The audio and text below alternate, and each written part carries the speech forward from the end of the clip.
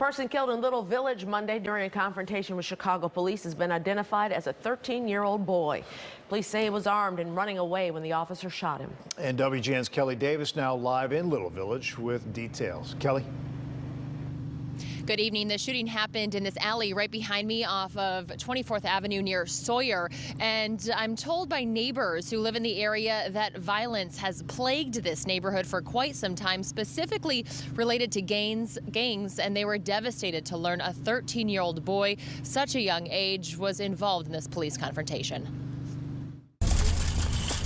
It's a day of giving as people patiently wait for the food pantry to open. As a church, we're trying to be working with the community. We have this year is going to be 15 years of food pantry. United Methodist Church is an anchor in the Little Village neighborhood, known for how much they give back. But earlier this week, tragedy hits close to home. My mom said we are praying actually for our community because 2 years ago, one kid died over here, and then last year another one over there, and now today again.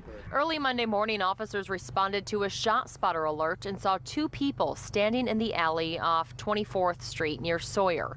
Police say an armed confrontation led to a shooting. It was at 2:30 in the morning, and I was sleeping, but my son, he wake up and he saw a lot of people running. An officer shot 13-year-old Adam Toledo in the chest, and the boy died at the scene.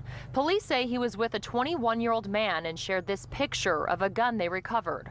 It's horrendous. I mean, it's sad. It's very sad to see something like this happen. 13 years old. The pastor shakes his head in disbelief. The church's surveillance camera captured the commotion. It's being upset. I don't want to even see it. While you can't see the shooting, you do see the police response on the other side of the fence. The pastor tells us they've dealt with too much violence in their neighborhood. That's to be worried about. We need to pray more frequently.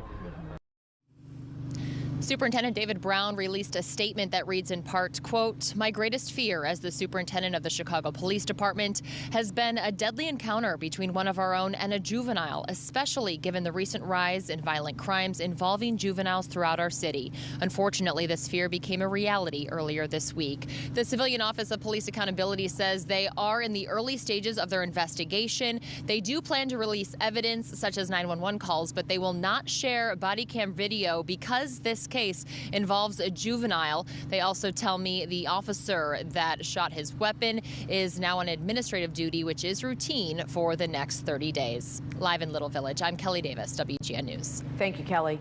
Now